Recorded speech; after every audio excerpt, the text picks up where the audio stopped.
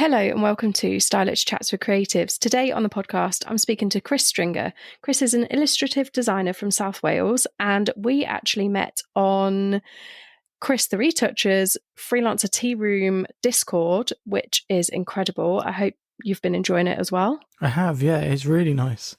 It's such a nice community, isn't it? It is. Just there's a section for like showing off your work and your portfolio, and then just general chit chat. I get really distracted by it, I have to say, because I love talking to people. Yeah, obviously. Yep, same. So welcome to the show, and thank you so much for coming on as well. Oh, thank you for having me. I can't wait to hear about your job and how you got there. What I will say is that your picture that you sent me was incredible. That dinosaur jumper, absolutely incredible. Right? Loved it. Yeah. Everyone loves it except my mum. Oh. She told me, she said, I hate it. I know. And she also told me, well, she hates me without my glasses. So take that with what you were. This Rude. doesn't. Yeah, I know. My mum's great. But...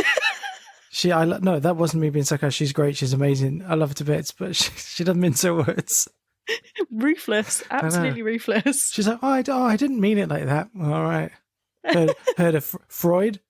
Thanks a lot, Mum. Oh, so funny. So how did you become an illustrative designer? Talk me through your journey, because I know when we had a little chat, you started in retail, right? Yeah.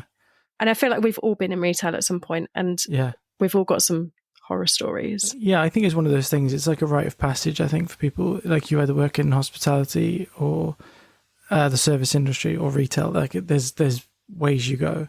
Some people go straight into offices and they don't count. But yeah, no, I worked. Yeah, I got my first job in retail when I was like 16, I think, and then I went to uni, and I did graphics in uni, and then I didn't finish for health reasons. I had to leave, and then and then I just sort of stuck my head down, cracked on working just to pay the bills, and then eventually ended up moving to London, and I was like a supervisor in a shoe store up there. Yeah, and then I think around about my 30th birthday, I think it was.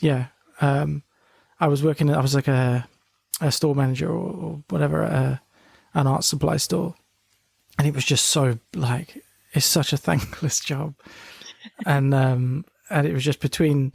One thing I did enjoy was I got really into catching thieves. I really enjoyed that. Yeah. Except once there was this guy that he's like a homeless guy, I think. And he stole like a pack of oil paints. So I just followed him outside, and he was a little old man, but I was like, oh, sorry, sir, I think you need to pay for them. And he just turned around and went and hissed at me. And I was like, do not just take him. And I thought, I'm not, there's so many, it was so rich characters. Yeah. There was a guy that claimed that he hadn't stolen there was like individual chalk pastels. Oh, and I didn't take them. I was like, oh, unfortunately, you've drawn a line on your coat as you've put them into your pockets. So I can literally follow the dotted line to where you've put them. That's hilarious. Yeah. But then it was so, and I was like, I don't think I want to do this anymore. And then, I was really lucky that my partner, she's super supportive, and she said, all right, let's just do it. And then I just, I basically spent I treated it like a full-time job, just trying to do work, find freelance clients, whatever at the time. Yeah. And then I started working for Mountain Warehouse. That was my first, that was my first job. It was actually the first proper interview I got, because I kind of knew I was able to do it. And I think most people for any job, I think, can agree, but particularly in creative, I know I can do this. I just need to get in front of someone. Yeah. And so I sent a very honest cover letter I found the hiring manager on LinkedIn, and I just messaged her. And I just said, hey, look, I really want to apply for this. I understand that I haven't got any experience in that, but I can do it. And she was super helpful, and said, okay, well, this is what they're going to want to see. So yeah, I curated a little thing. Yeah, and I got in front of them, and I just remember coming out of the interview. My partner asked me how it went. I was like, oh, I made this joke about about Harry Potter or Horcruxes or something. I don't know, something about retail and losing bits of your soul. I don't know, it was a bit of a blur. And she's like, so you just went in there and made jokes? I was like, yeah, I think so. And I was like, no, but I did talk about my work, and we laughed about this and we laughed about that. Something that I'd done that wasn't that good, and we just ripped it apart. And then it was kind of like, actually, do you know what? That is you. So, what are you going to do? Go in there and pretend to be someone else every day? Yeah, that's it. And but we got, and I remember my manager telling me we're on a sort of work night, it might be in the Christmas party, and she said, for some reason, she was like, I think if it was anyone else, I don't think they would have got the job, but for some reason it just made sense. And I was like, okay, thank you, I think. Yeah. Oh, and also, yeah, it was after a few drinks, I was like, Emily, I've got something to tell you. I didn't finish uni. My CV just says that I went. I didn't say that how long I was there. It doesn't say I got a degree. It just says I went. You never asked. So she was like, Shit.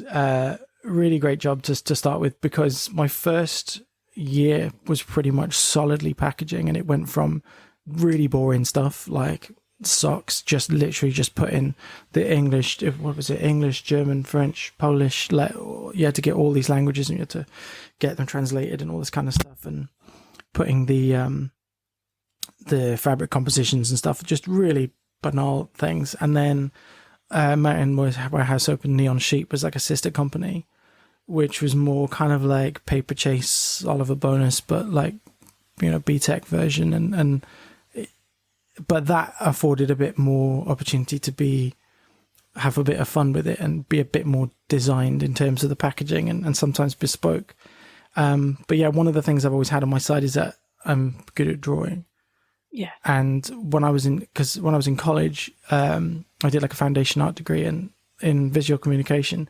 I was convinced I was going to do illustration, because to me then it was like, oh, illustration is drawing stuff. Graphic design is drawing squares on a computer. I just had no understanding of it.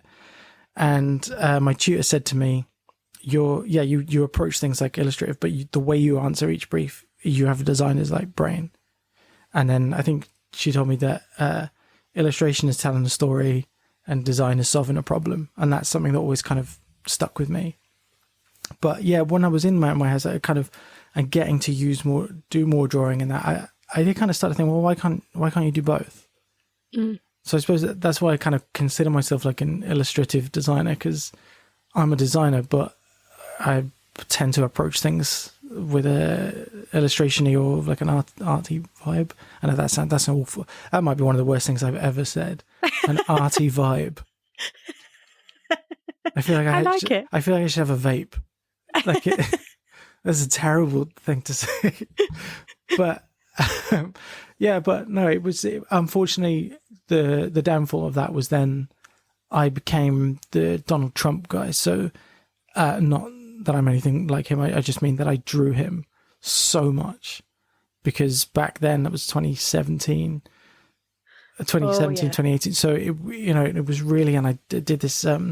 We did this deck of cards, and so for all the royal cards were all his various versions of his face that I'd drawn. And one thing I will say is that I don't think people appreciate this enough about Donald Trump, is that when you examine him closely, when you're drawing him, he bears a remarkable resemblance to a ball sack. It is, it's amazing. That is not where I thought you were going. I was just zoomed into his fucking nutsack face every day, and just like, this is horrendous. But then it was like, the buyers would be coming over and be like, oh, do you know that completely sold out this week? We have to like try and get more. And I was like, oh, right, okay. What the hell? And then just kept doing all these things. And then much to my, what's the word? My pleasure, my happiness. It was that then I became known as the dinosaur guy, which is way more where my heart is at. Yeah. And now that because we've just had a little boy, and now I'm hitting vintage trying to find stuff that I did, and I've managed to find them, and it's and it was for its faults, it was such a great job for me to start, because then did all my time in packaging, and then moved on to print, and then it was so good. I got to do so many different things, and one thing what was great for me was working with other designers, and you learn very quickly, I found, to stop being precious about your work. You know, I remember times where I was working on something, and I, you know, when you're working on it and it's not quite there, and there's this feel like I don't want anyone to see it. And anytime somebody walked past, I would just quickly Command Tab, switch to, I'm just on Google looking for research. I just didn't want anyone to see it until it was done. Yeah. Just afraid of being told, oh, that's not quite right. You know, in case internally I'm like, see, Yeah. But having friends that I could work with and just say like, oh, I would do this or I would do that. It became so good. Like, it was so pleasurable to work alongside that team. I was really lucky. And even just to be like, one of the things I was really nervous about was Photoshop. Like, I'm Illustrator through and through, as in Adobe Illustrator, and I'm always using those kinds of things, or Procreate on the iPad. That's, you know, I never really used Photoshop much, and I could see people doing these like sort of Photoshopy files and all this kind of stuff, and playing with the curves and all that. And I just was like, I would always avoid those prints when they came through, because I just felt like I didn't know what I was doing. And then one day I decided to just be honest about it and tell my teammates, like, I feel like I just turn these layers on and off, turn these layer masks on, off, turn this up, just until it looks all right. I don't really know what I'm doing. And someone said, that's what we all do. That's literally all we do.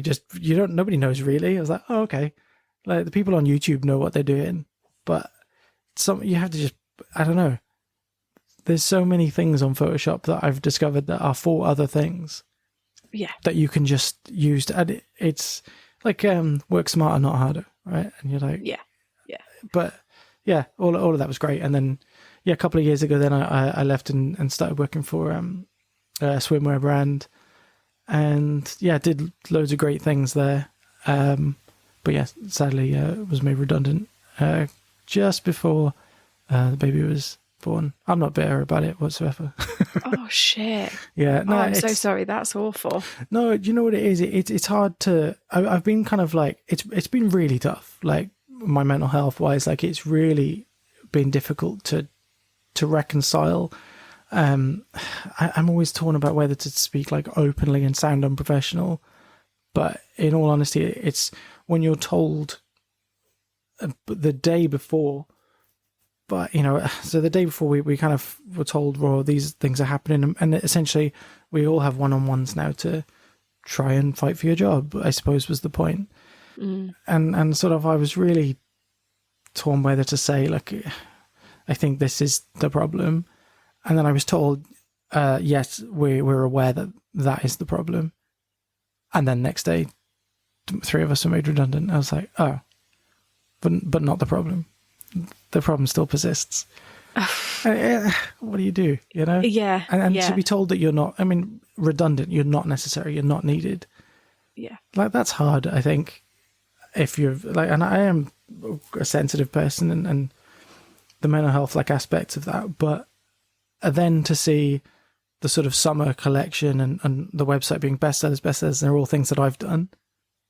Oof. You kind of think, well, was I redundant, really?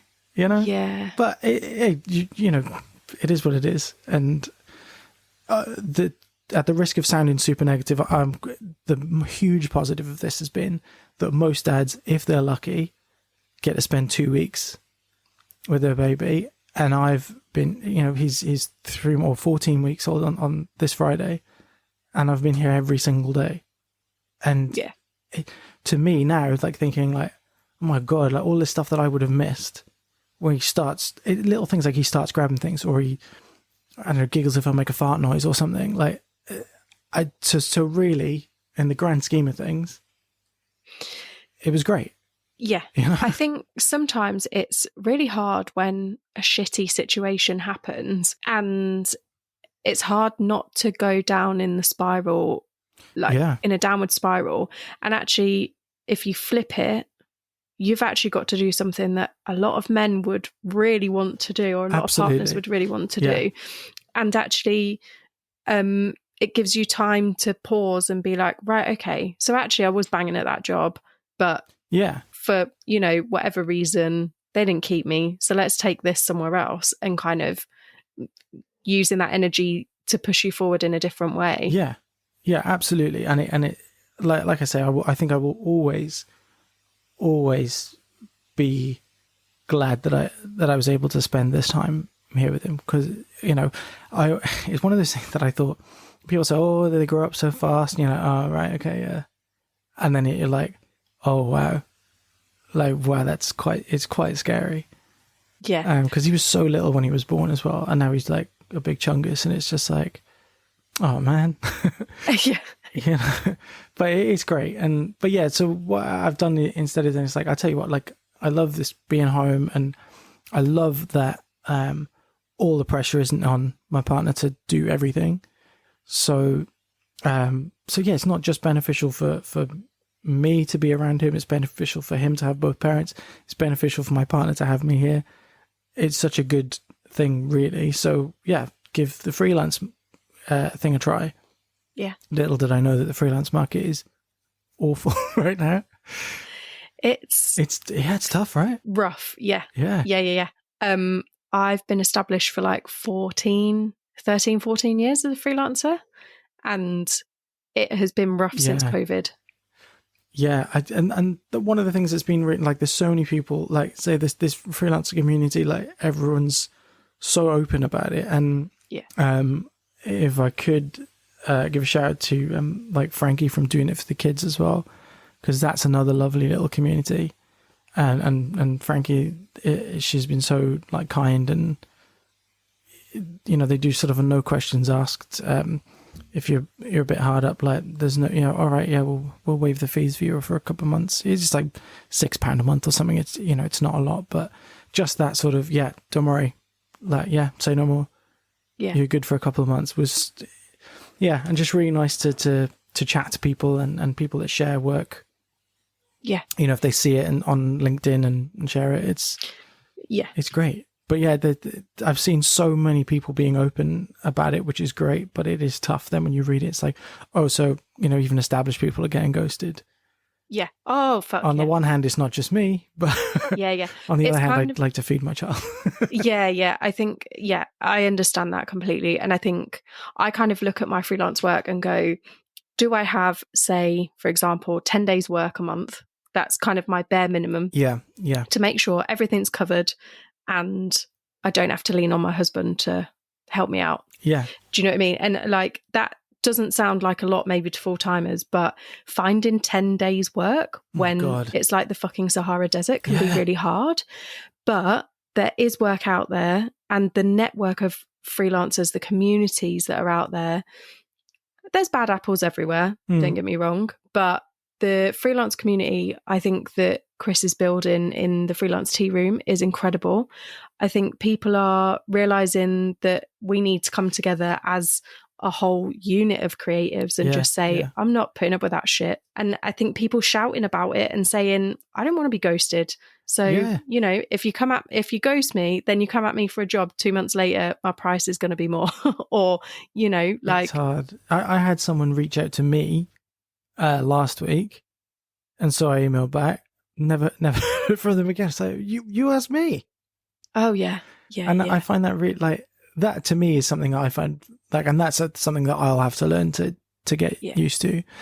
But that's something that doesn't make sense to me. But you know what I think that is I think that is a glimmer of hope for a job, and then it's been taken away. Yeah, I think and so. I think that is the difficult thing. Even now, I get like odd glimmers of somebody saying like, oh, are you available? We've got this job and like we're thinking this. And then you say like, oh yeah, and then you don't hear anything. And you're like, oh, yeah. Well, did I fart on set last time and stink everyone out, or is that a common occurrence? I mean, depends how many baked beans I've eaten. Don't hire her; she's the farting girl. Yeah, that's the one who shit herself last week. I can say that I've not shit myself on set before, but right. I've still got another how many years working, so it could happen. I'm sure Ian McKellen can't say the same. He's like 100 years old now, right? He must have. Yeah. He's in 10 a man, sure. Yeah, oh yeah. 10 a granddad. He's he's old. I think that, it's a no man's land. Yeah, for sure. Yeah. But I think it's good to have these chats about, not about shitting ourselves, but about like how freelance work can ebb and flow. I mean, there's times in the summer where I could literally cut myself in 4 because I've got the same people asking me for dates. Or every time I book a holiday, someone goes, are you free next week? And I'm like, I'm on holiday. Yeah. Like, I can't. I did cancel a holiday with my husband last year for a 6-week long job that kind of like leached into one of the 2 weeks. I actually cancelled it and I felt so awful, but then also thankful 2 months down the line when work got a bit quiet.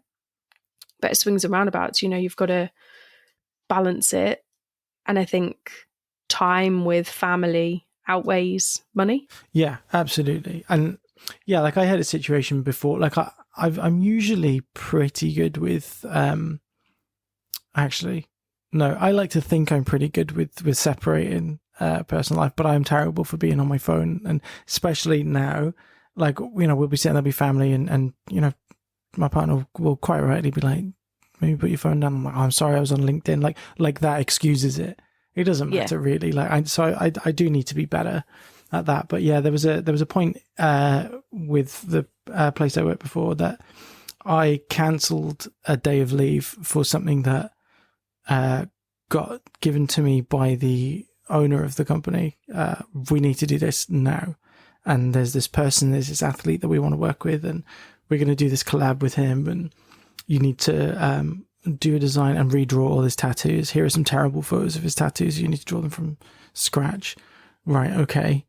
And then getting a message from somebody else saying, look, I'm sorry that he did ask us what the process was. We told him and he ignored it. I said, it's fine. I've cancelled my leave. I'll work today, get it done. I didn't hear anything. Then I saw it got handed to some other guy that didn't really work for the company. Like, sort of with that, like, it's weird when you see things on like Monday.com, it's sort of passing over your head and you're watching it happen. It is like being ignored, but that was kind of weird. And then it was like, oh, did you hear what happened with that athlete? Yeah, he's sponsored by our competitor. We can't work with him. And you're like, why didn't anybody think of that? Surely that's not. And so I thought, do you know what? I cancelled my leave. I worked till late at night. And for what? It didn't even go ahead. And so I just thought, so I stopped doing that. I stopped working late. And when I was at Mountain, that was something I was really bad for, was working late. And I think most creatives can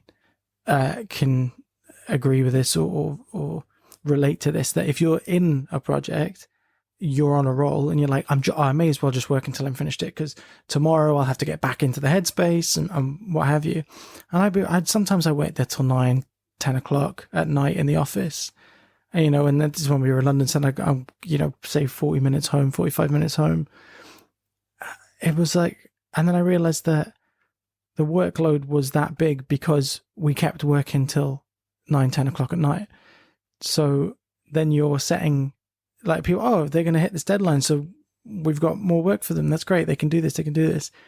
So yeah, and especially when we started working from home in COVID, that was so easy to be like, well, I'm already home, so it doesn't matter if I work late. Yeah. So then I started being like, no, 5 o'clock, I would literally just command and quit, like force myself to get off Teams and, save my project and just quit.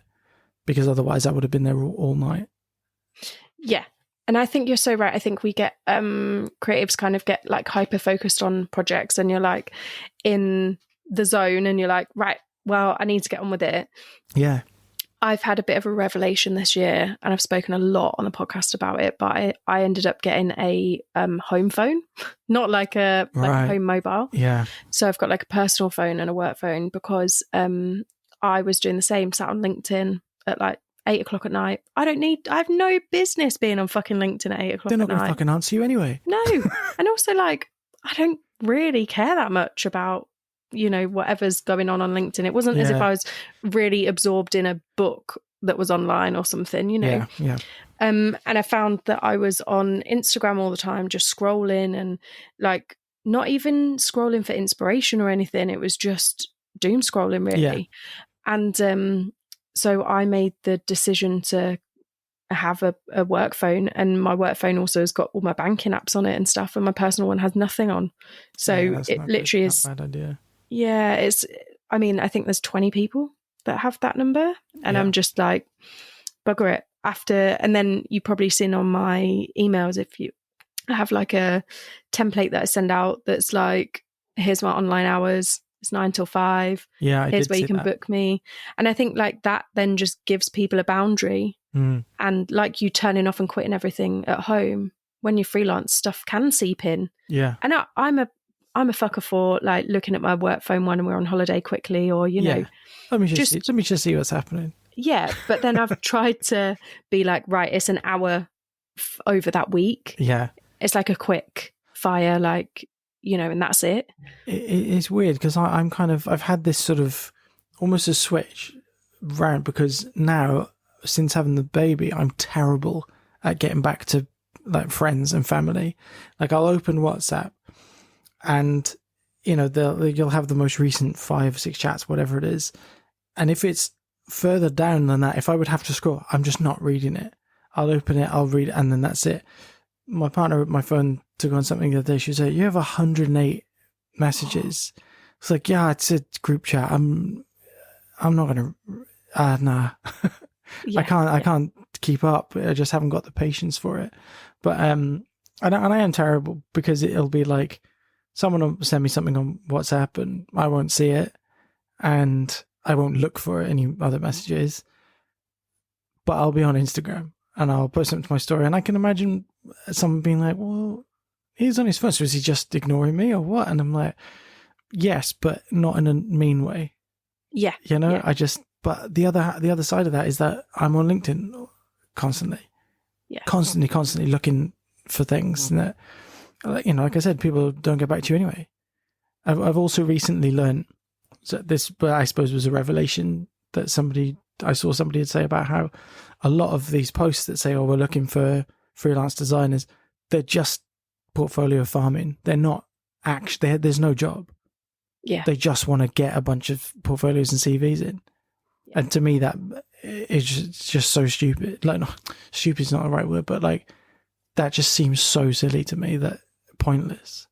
Yeah. Because you're making, if you get in 300 messages, you got 300 things to sift through later on down the line. I just don't get the point of that. I had a chat with a client the other day. Actually, of all places, I found him through Reddit. I had a potential client for a project that I was really excited to work on. Then it got parked till next year. So I was like, oh man, I really wanted to work on a card game project. So I just went looking for one and went on Reddit, and someone said, I'm looking for a designer, and it's, kind of, it looks fun and cute on the outside, but is a bit darker in the subtext, maybe a bit Happy Tree Frenzy sort of vibe. And I'm all about a bit of fun and a bit of spooky and weird. So I was like, yeah, sure. I sent him a message. We had a chat, and he was like, yeah, I had, basically I explained to him, look, we'll have a call. It's complete. It's not binding or anything. You can chat with me. We can have a talk about it. And if you decide to go with someone else, that's absolutely fine. You're not, stuck into anything. And he's like, no, I got like 250 messages on that. From some I saw people adjust message. I said, I don't even know why they messaged me, because their work doesn't fit. I saw your work. I like your work. I've got no interest in sifting through the rest. Oh, I was like, that's okay, good. nice, lovely, thank you. Yeah. But Yeah. it was just that kind of, he's not a recruiter. He's a guy working on a project for himself. And he's opened himself up to 250 messages from people. He's just like that. He said that it's just way more than I was expecting to have to deal with. Yeah. But yeah, it did make me think from the other side of it. Then is that like there's people that I've contacted, and even like an hour, maybe 2 hours after they've posted it, and kindly they have replied and said, "Oh, sorry, it's been filled," or and it's just like, wow, it really is it's a savage garden. Yeah, it really is. And I'm really surprised you found stuff on Reddit, but that's like a little Weird, hidden gem there, isn't it? It kind of is and kind of isn't. Because you'll have, can I have somebody to fully illustrate my D&D campaign? My budget is $30.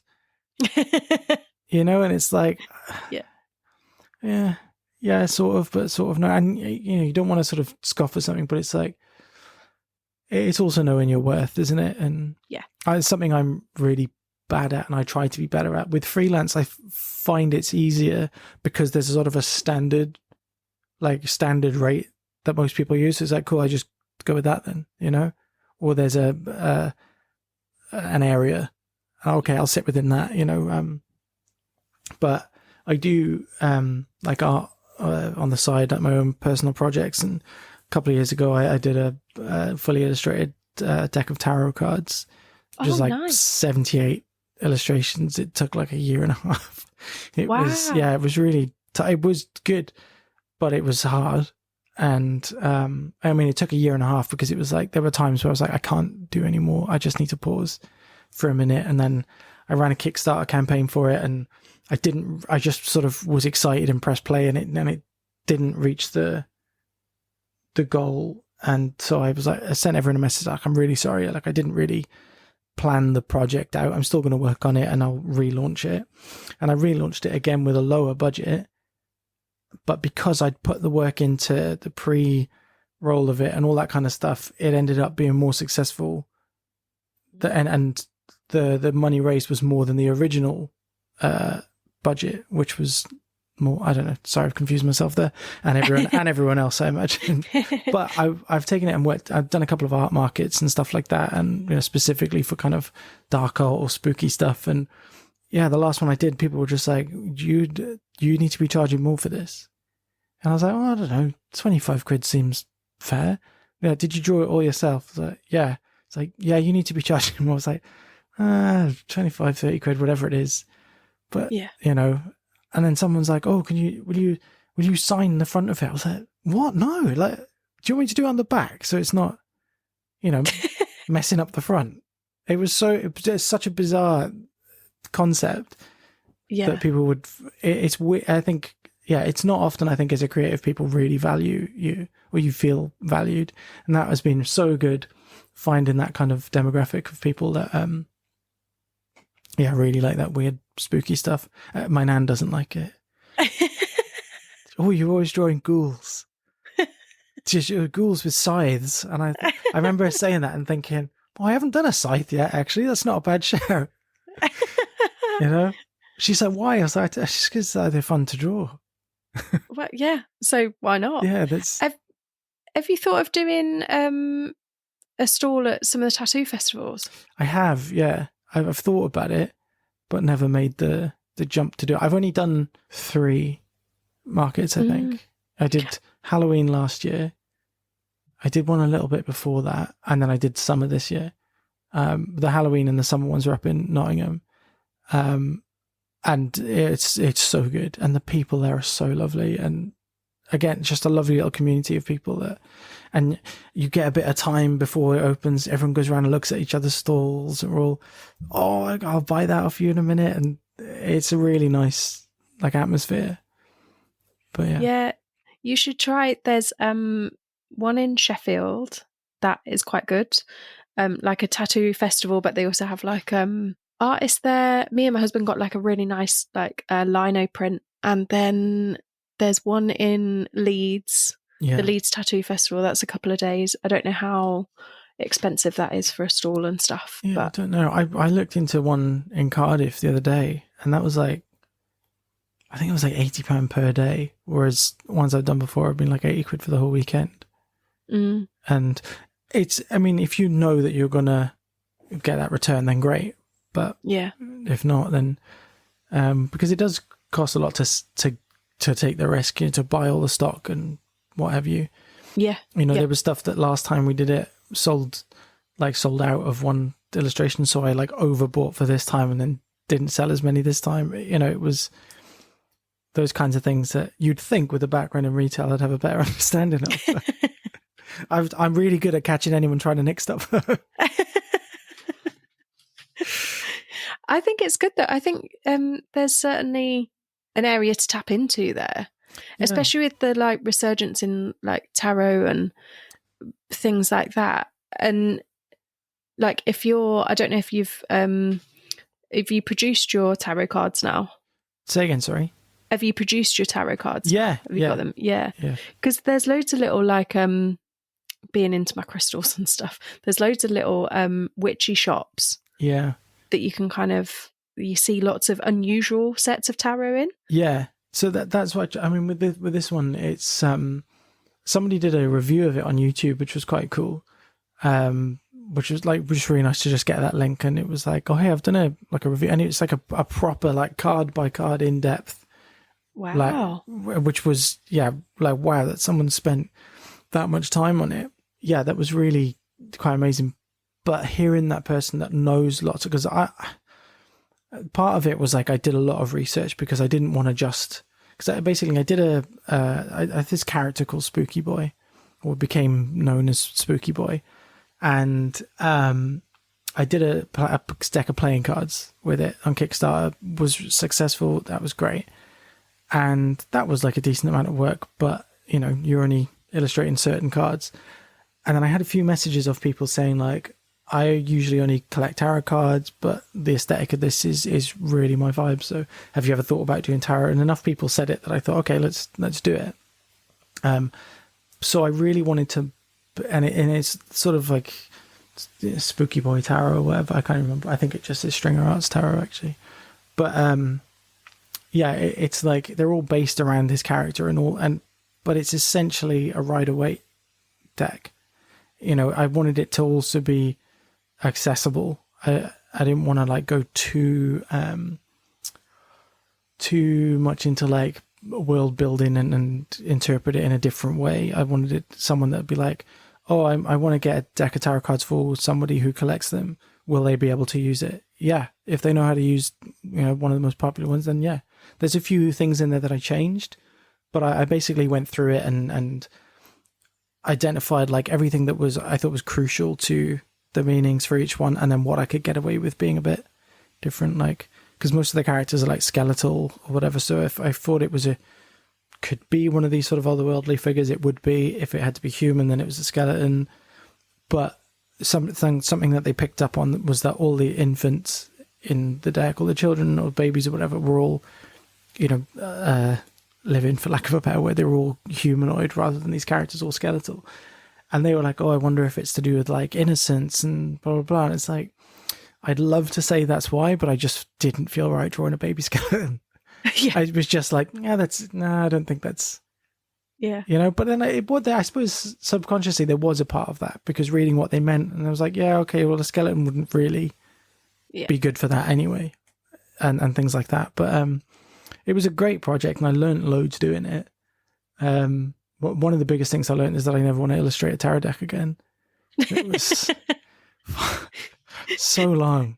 Like every single card was like an hour to 2 hours. Yeah, that's a lot of time. Easily, That's a lot of time. It was, but it was really rewarding, and people have really resonated with it and really like taken to it, which has been great. That's really cool though. It's so cool. I think it's really cool how creatives just go, fancy doing that, I'm going to give that a bash. Yeah. And like we kind of just try lots of different things. Yeah. Even if we fail a little bit, we're like, okay, cool. Yeah. That was fun. One of my friends called me the UK's busiest man. And Chris, is there anything he hasn't tried? Stringer. I'll have a crack at it if I want to do it.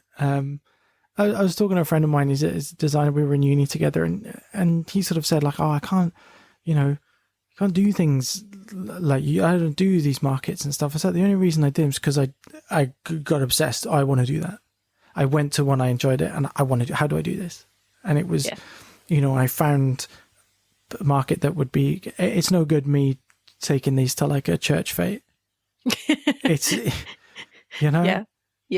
Next to like Sally with the scented candles, it's not it's not the right demographic. So I found like specifically creepy markets or kooky markets or whatever it might be, and found people that I would, that would get it. I suppose that would think it was a match and that their customers would like.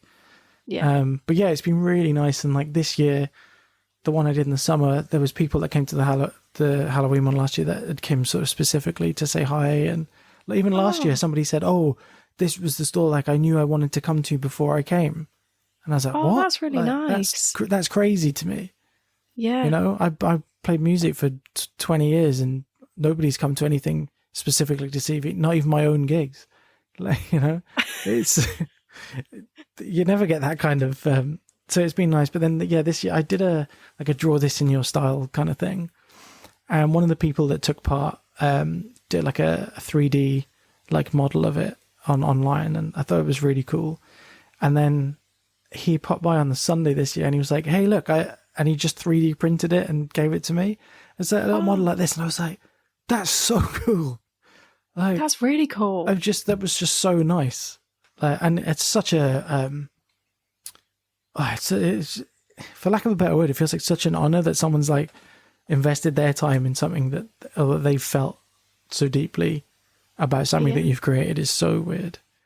That's really cool though. That must give you like a really good feeling of like satisfaction that like what you're doing other people are resonating with and enjoying as well, to the point they're giving you a gift. It makes me feel really like, it's going to sound so like knobby, but like humble, but not in a way that I was up there before and it brought me down to a level. It just makes me think like, oh my God, like I take myself for granted. Like I always think, oh, this is okay, or I just do it. And you're always, it's the same with music. You always hope that somebody's listening. Yeah. And so that somebody was watching, somebody liked it, whatever it was. Yeah, it has. I've had a couple of like nice moments like that I am thankful for. Like all the illustrations that I do, I name them after a song or sometimes a lyric, but it's usually a song. And there's this band called Areogram that I really liked, or I still really like. They're not around anymore, but I named one of the drawings after one of their songs. It's just called A Meaningful Existence. And so I posted it, and then I tagged the singer, because I knew he was on Instagram, and I just said, "Look, I've done it a couple times before. Like, I hope it's okay, that I've named it after your song, whatever." And he shot me a message. He was like, "Where can I buy it?" And I was like, "Oh, I'll just give it to you." And he was like, "No, I want to buy it." I said, "Oh, okay, sure." And so, he bought it, and then like a year later, I just got another message off him, just with a photo of it up in his office. He was like, "Oh, I just wanted to say, because it's one of my prints that I do with like gold leaf," and he said, "Oh, I just want to say that the different times of the day it looks different. The sun catches it, and I absolutely love it." And I was like, "That's again just so cool that just a song that I was listening to while I drew it." That's really cool. It was I've been very, very lucky in times like that, but I do think there's an element of like what you put into it, and I think that's probably why I'm finding the freelance thing difficult, because I'm putting a lot into it, but also not always getting a lot back. But but it's tough because everyone's doing the same thing. Yeah, everyone's and I was just going to say to you as well, I'll tell you a little bit of a story about when I first went freelance. So this is back in the day as well, and I started with like 500 quid, and it wasn't a lot of money then. Still not a lot of money now, even less now. And I was working 7 days a week for 100 quid a day. Yeah. Like, and driving 2 hours there, 2 hours back, and like driving all over the country to try and like build myself up, build myself as a brand. Yeah. And I don't mean to say that in a cocky way, but No. it takes time to like build yourself up. And I think I was like that for, I want to say 8 to 10 years almost. And I think like, okay, sometimes you lose clients, sometimes you retain them for years, sometimes stuff changes and like it ebbs and flows. And I think I've only just taken my foot off the gas a tiny bit in the last like 3 or 4 years due to just health stuff and like not being super well all the time. So I've kind of like taken the stress out a little bit. I mean, there's still stress there because there always is running your own business. But I do think that as long as you persevere and kind of just keep going is the main thing, and like don't lose hope in it. Yeah. Because there is stuff out there and you'll find stuff. It sounds like you're starting to find your niche with your illustrations anyway. And I think like there's sometimes you've just got to go and just run with it and try it and keep trying, and you'll just gradually get thicker skin with stuff. And even though sometimes, like I said earlier, like I still go like, oh fuck, someone's not replied to me, but actually logically they might be busy, it might have gone into their like spam, it like they might just literally not have seen it, or they might have had like 400 other messages and like I'm the last one, you know.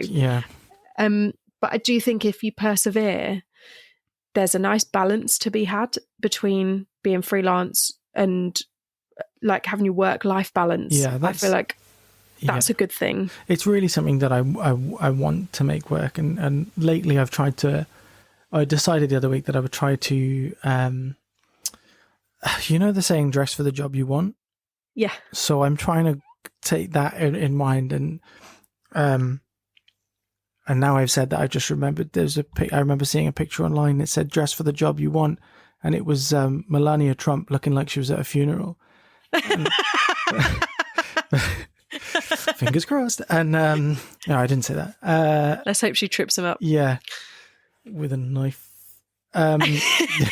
Sorry. No. But I tried to take that in mind. I thought, you know what? While I've not got any work, I'm gonna stay doing stuff, and I'm gonna just make things that I want to do. So I made a Future Islands like tour poster because cool, great. I would love to do something like that. Yeah, sure. Put it on Instagram, tagged all the members of the band, tagged their manager. You know, obviously I haven't got a job working for Future Islands as their tour poster guy, but the singer liked the picture. All right, cool. So, and a couple of years ago, and I usually like repost it. I'll probably repost it on LinkedIn this year because, you know, I'll have to now. But I did this like personal project where I just made Christmas jumpers for bands that I like.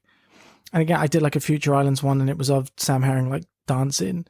And then I got a comment, and it was like someone in his family. It was like, oh, Sam Herring's parents want to know where they can get one of these. And so like I messaged them back and forth. I was like, oh, it's just a Photoshop mock-up. It's not real. I can look into getting it made, but knitwear is really expensive. I could have it printed on a jumper. Is that something? Oh, no, they were hoping you would have like a sweat. No, sorry. And I guess his parents like collect like every t-shirt that they do or something like that. And which is such a lovely like thing. And I just thought, I'm just going to try and, I guess the mindset is if you build it, they will come, that kind of thing.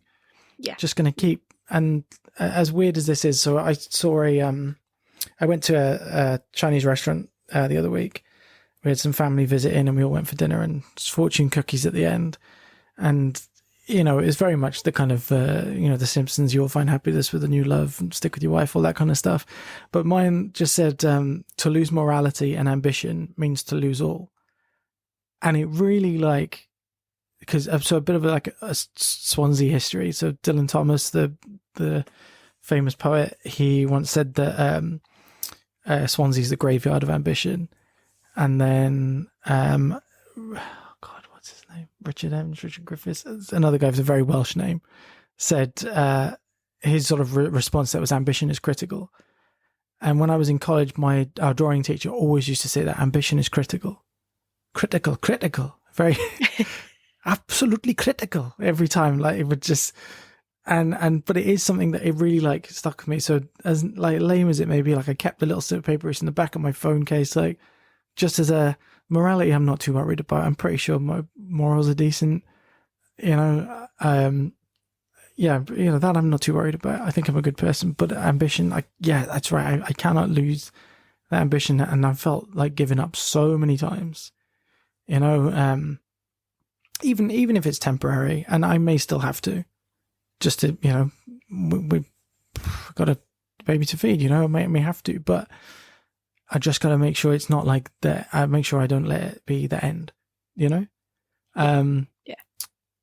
And one of the things I do worry about, though, is whether, like, you worry about your digital footprint and stuff like that. And like I say, I think my morals are fine. And unfortunately, there are other people with the same name as me who don't have similar morals. So I once had a letter, and people who know me, who might be listening, know exactly where this story is going to go. I've told it at gigs plenty of times, but it is an important story, I think. So I had a letter once that it was from an energy company saying, "Oh, here, we're going to take you to court for these unpaid bills." And I said, "Oh, I've never heard of this energy company before." So I looked it up whether it was a scam, because I'd never heard of them before. So, and I called them, found out they were a real company, called them, and I said, "Look, that's not me."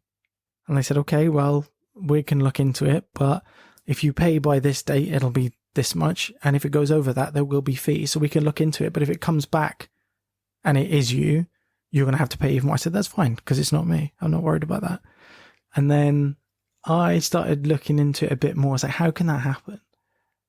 And I just saw a thing. It was like, oh, it could be like mistaken identity. I said, yeah, why didn't I think of that? So I Googled Chris Stringer, and I put the first letter of the area, and it like Google autocorrected it, like autofilled it. And I thought, that's not good. If Google's suggesting this guy from this place, and it did, and it came up and it said, this guy, Christopher Philip Stringer, so same middle initial as me as well. Oh, so shit. Christopher P. Stringer, and it was, he pleaded guilty to 16 counts of owning extreme pornographic material involving a horse. No, that's not where I thought you were going. I've never dialed a number so quickly. It wasn't me. It's not me. And I could hear the guy trying not to laugh, and I was like, it's fine. He's like dying on the other end. He's like, all right, mate, we'll have a look into this for you. I was like, I promise, this is the guy. And then I've gone to like tell people this story another time, and then gone to look it up to show them, and he's even worse than I thought. He's been in trouble like 2 or 3 more times for even worse stuff. So, and I do want, but all jokes aside, it's like, and I swear that's 100% true, but I do think, what if people think that's me? What if? Yeah, that's true. Because now I'm back in South Wales. It was from Buryport in South Wales, and I was like, no, I'm from Swansea, but I'd never been there. Oh God, you're gonna have to put like your face on everything, right? Yeah. But what if he steals my? I'm trying to think. Did I ever rent Black Beauty or Seabiscuit from? Are they going to go through my history? Yeah. I've never watched the Grand National. Really, I've never been a fan, so I think I'm okay there. It's. I do. It does make you think. Have they looked me up? Yeah, I've never thought that somebody could nick your identity or mistake your identity like that. Yeah, that's insane. And then for it to be a horse fucker. And I have friends that, for a long time after, all right, horse botherer. It was always botherer. I don't know why they always went with it. Sometimes it somehow felt worse.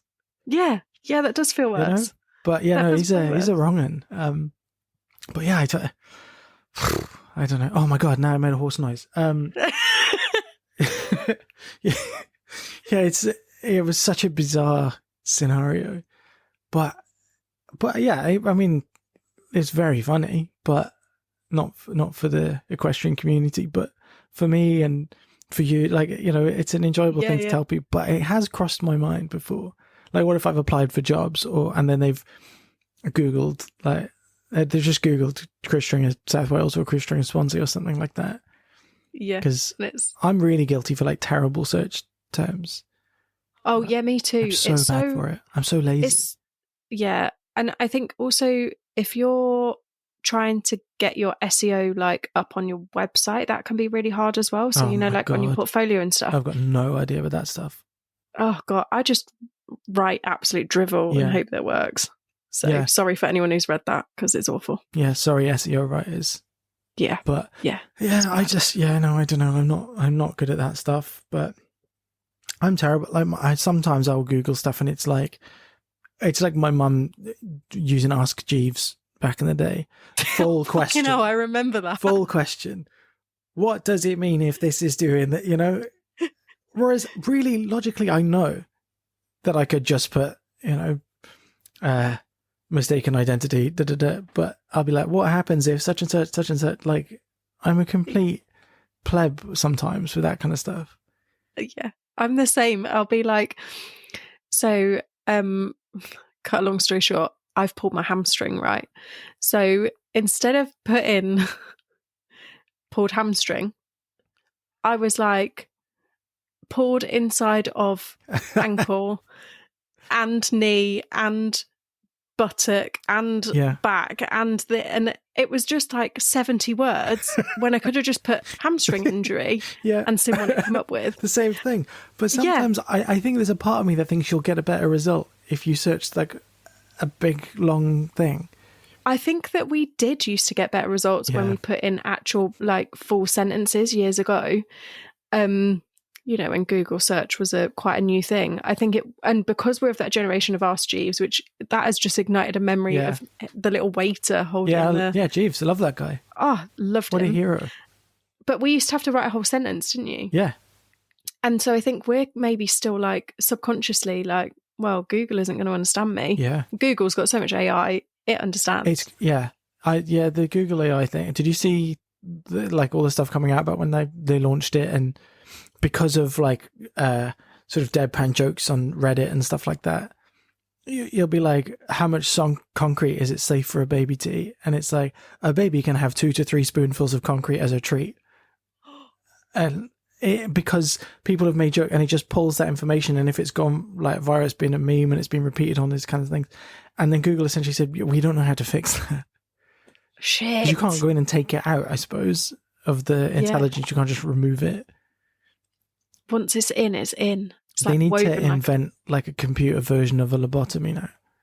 Yeah, that's the next step. Yeah, like a little weird. unpicker. Yeah. Oh, yeah. I have a friend, Murray Heather. He's a great photographer, and he is doing a course at the minute for his final project of university. And I saw that he went live on Instagram yesterday, and he's not usually an Instagram live guy. So I thought, I'll check what's that. And it was this automated process that he'd set up on his computer.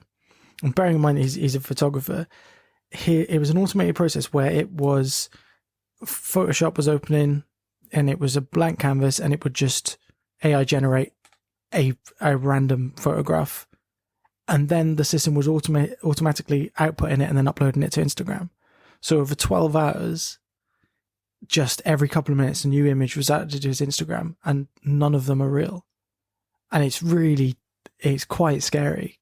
Like, some of them are a bit abstract that you can kind of get, but some, it's just like I don't know, a water tower in a field or something like that. And you're like, why would anyone question whether that's real? And I think that's the scary part of that kind of thing. But yeah, I saw an advert on, again, that was on LinkedIn, I think, and someone had taken a picture of a bit of advertising that was on the side of a food hall. And so it was like one of those like peel sticker kind of advertising. And it was this woman holding a burger with her mouth open. And then when you look more at it, the burger's just lettuce and tomato. And then you look at her hand, and she's got the 4th knuckle, but there's no finger. Yeah. And then you look at the 3rd finger, and there's like a 1/3 of it missing. And it was like, that could have been done properly. Yeah.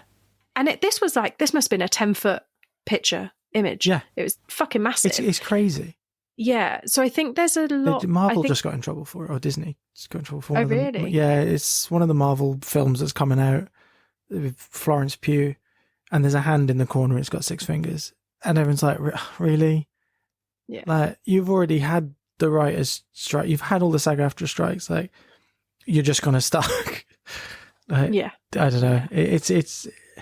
But I'm very much of the belief maybe it's because I have to believe it, but I do think that AI art will, it's a trend, and I think people will start wanting stuff made by real people. Like, it will come full circle.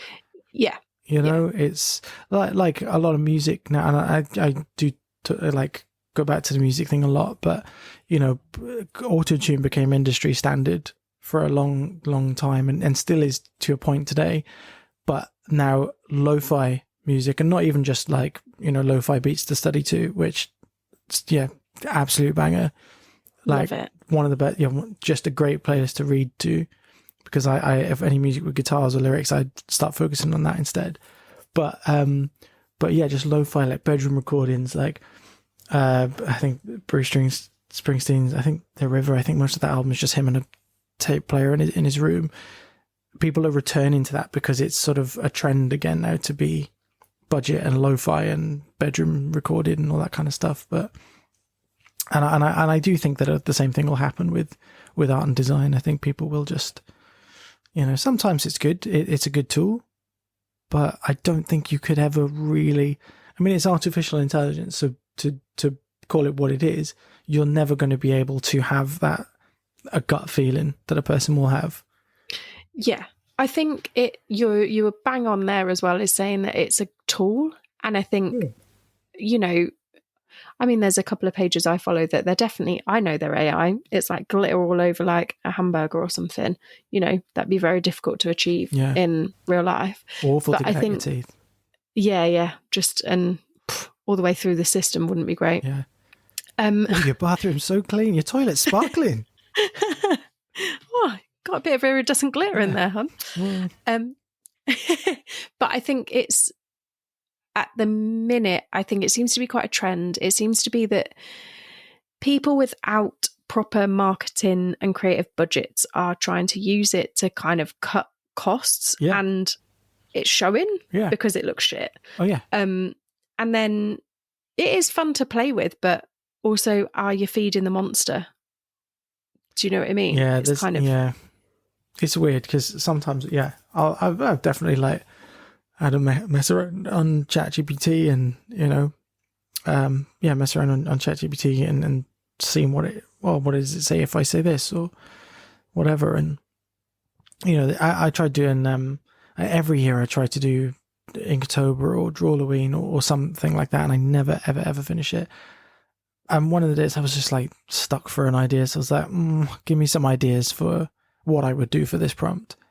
And for stuff like that, it was pretty cool. Oh, what about this? And I'm like, it didn't give me like an idea that I wanted, but it told me something I didn't want, which was then so I think that's like a lot of designers, or I suppose anyone that works with clients can attest to that's quite common, is that they can't tell you what they want, but then you show them something like, no, not that. Like, cool. So we're getting there.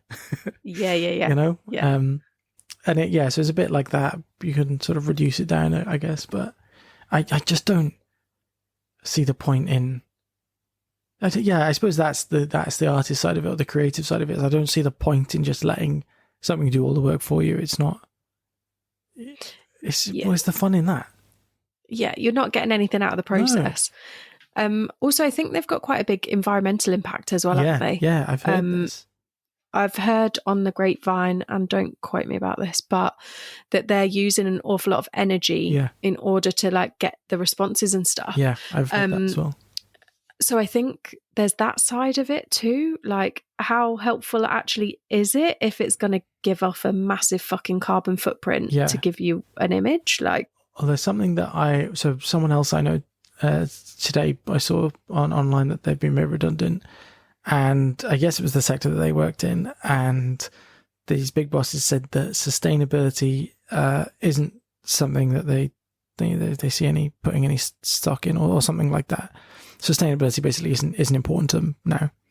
So and I was like, what, why? And then I realized, and not to be too like, not to go into like a politicky thing about it, but I think like if you've now had the leader of the free world is someone who does not give a shit about the climate, then why would any of these? Oh, right, cool. That's one less thing that's one less box we have to tick. Yeah. We can save some money by getting rid of those people, you know? Yeah. And I think he doesn't, not to be too political either, Yeah. but I think he doesn't give a fucking shit about it, because he'll be all right. Him and his mates will be all right, because they've got loads of money banked in oil, and they're starting wars over resources in Ukraine, in the Middle East. There's always a war over somebody else's resources. We're told, oh, it's to do with values, and like we try and push, not we, but our governments try and push Western values onto other countries and other cultures, and that's completely wrong as well. And I think it's really about resources, and they're all happy because they've got billions of quid and they can do whatever the fuck they want, because they don't care about worker bees, the average Joe. They don't give a shit. Yeah, not to be political or nothing, though. Not be political, no, but that's, no, I like that's, this. you know. No, it's good. No, I like this very much. Yeah, because I think, unfortunately, like, it is I think I really hated LinkedIn since just, oh my God, the election shit. Here's what the election taught me about B2B sales. You know, it's just like, yeah. You're like, fuck off. Yeah. It didn't teach you anything about B2B sales. Go get in the bin. Yeah. And like, there was a lot LinkedIn influencers. I hate them. Oh, it's just so. There's one person in particular who, and I will not reveal their name. I don't think I could remember. Oh no, I have remembered the name, but it's someone who's very mouthy on LinkedIn, a designer or a creative director or something like that. But every single take, I'm always like, you sound like a complete nightmare to work with and to be around. Like, really just, you know, it's very, just extremely opinionated. And I'm like, I enjoy collaborating with people. And so that's very much like I don't like that. What I'm saying is absolutely right. You know, that it kind of spins me out a bit. Yeah. And I think it's given, LinkedIn years ago used to be full of like sleazy old men. I think it still is. Yeah, maybe I'm just not on that side of LinkedIn anymore. Maybe it's the picture of me in a crochet hat that puts them off. I'm not sure. Maybe. But there's a niche for that, though. Yeah, hopefully they don't find me. If finding people on Reddit has taught me anything, is that there is a niche for everything. That is true. Bizarre. I sometimes feel like, you know, in Blade Runner, the Tears in the Rain speech. Sometimes, like, I think if I put my mind to it, I could do one of them on the dark, deep recesses of Reddit. Just bizarre. It is it's a treasure trove in its own little way, is Reddit. Yeah. One man's abomination is another man's treasure. Yeah. Completely with you. My other half reads it quite a lot, and one morning he woke me up with a story. My alarm went off and he went, I've been awake for a while and I just read this on Reddit, and I was like, Jesus Christ, I did not need to hear that at 6 o'clock in the morning. Like, no way. Yeah. I mostly like things like, there's a subreddit, what is this bug? That's a good one.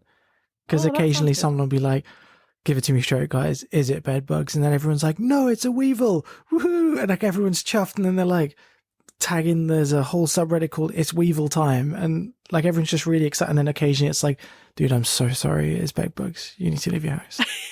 It's just, yeah. There is some like very wholesome subreddits there. Yeah. I remember one about, I can't remember what it was called, but you know, where people don't use a path and they just cut through the grass all the time. Yes. And it's just like, I can't remember what that's called. They're called desire paths or something like that. Yeah. That was really good. Yeah, I love because we don't have kids, so I was on the child-free one. Yeah. Holy fucking shit. That needs to calm the fuck down.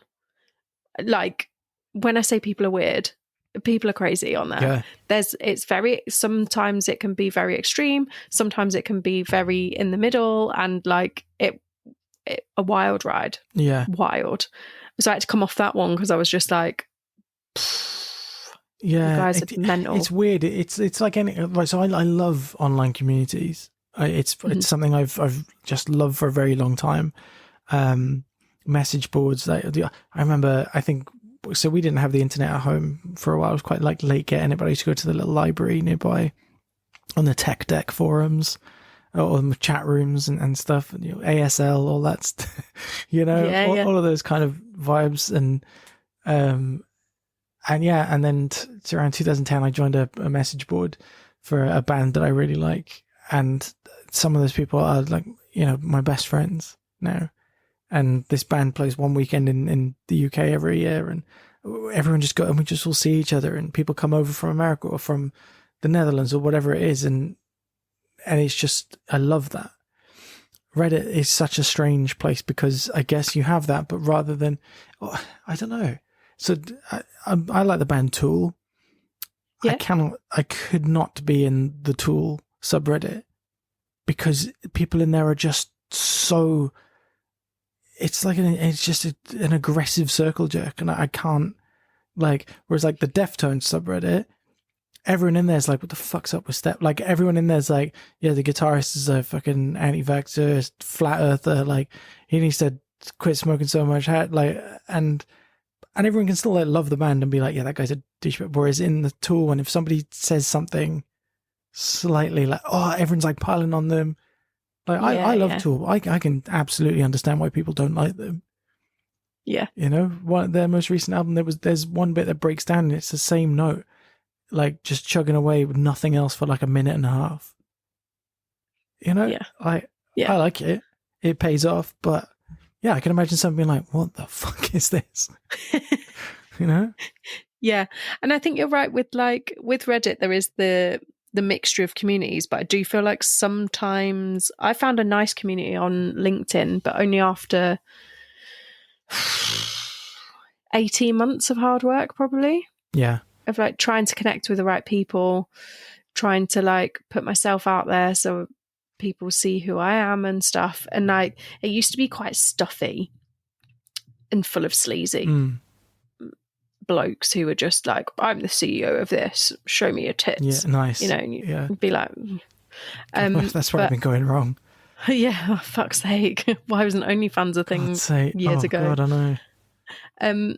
But I think now it's way more relaxed, I've found. Yeah. But I'm just on a different, No, I do see that, and I see people saying, and again, it's been like people have been saying it a lot recently, like, oh, I don't see why people are posting your political opinions on LinkedIn, it's for business and stuff. And people have been like, if I post, if I say fuck Trump and anyone disagrees with me, I don't want to work for you, that kind of thing. Because it's like, I don't know, it's like, it's just about human decency now, isn't it? But yeah, I definitely see it's different now to when I use it to when I was using it before. People are a lot more trying to have a nice work-life balance and trying to have a positive working experience, and people being really open about the recruitment process, like the amount of ghosting that goes on. Did you see the lady called, I think her name's Courtney Summer Myers, the Desperate thing? Did you see this? Oh, with the instead of the open to work, thing. yeah, because there's a lot of talk about people saying the open to work banner actually damages your chances. It makes you look desperate. So she just created her own that said desperate, and she was like, I am desperate. I've been out of work for 14 months or whatever it is. I am desperate, and it just went huge. I think she's been interviewed by fucking Forbes or something, like it's huge. She posted something the other day. She was like, I've got 12,500 friend requests, or not friend requests, but the requests on LinkedIn spins me up, because it's like, I have people that will ask to connect with me. Okay, fine. So I accept, I send a message, oh, hey, thanks for connecting, what can I help you with? And then nothing. So why have you connected with me? This is like dads on Facebook just befriending anybody. I don't get that. Because what's the point for you? What's the, Yeah, I've tried to be, I'm just going to say it, I'm an honest person, I just need to say it. Basically, I find a lot of path clipping out people, they try and add me because they think that I even had somebody say in a message to me, well, we even employ women, so why wouldn't you? And I was like, I understand cultures are different. Whoa. But I have retouchers who I would go to rather than shipping it out. That we not that really. Women. That's so good. It's not good, obviously, but it's just bizarre. So I get that kind of shite and trollop. Yeah, it's gonna be so much more different for you than it is for me. That's like utter crap.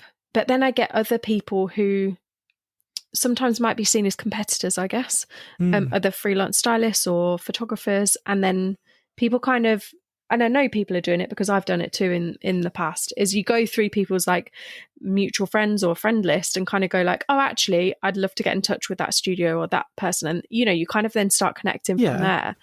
But I do think it's become a bit of a like feeding frenzy, you know, when people put like jobs up or whatever, instead of putting a certain person's name, like tagging somebody under the job now, I just put commenting for my network, because I found that then other people were commenting, say like my name, and then other people who would be seen as my competitor were then also commenting themselves, and then it turns into like a big feeding frenzy, and actually none of us got a fucking job off that because they were probably portfolio farming. And like, I just think if I'm just putting comment in for my network, that's up to other people to see it and make the decision to message that person themselves. So it's difficult. I'm not sure if you might have seen I put this in the freelance tea room, and if my friend listens to this, I'm going to apologize, especially because I don't think I've spoken to her since, but that's you know, probably it's just because I've been busy with, you know, a child, and so is she. But so sometimes if I see something on LinkedIn that I think I'll be good for and that I want to be noticed for, let's say, I might send that post to a couple of people that I know.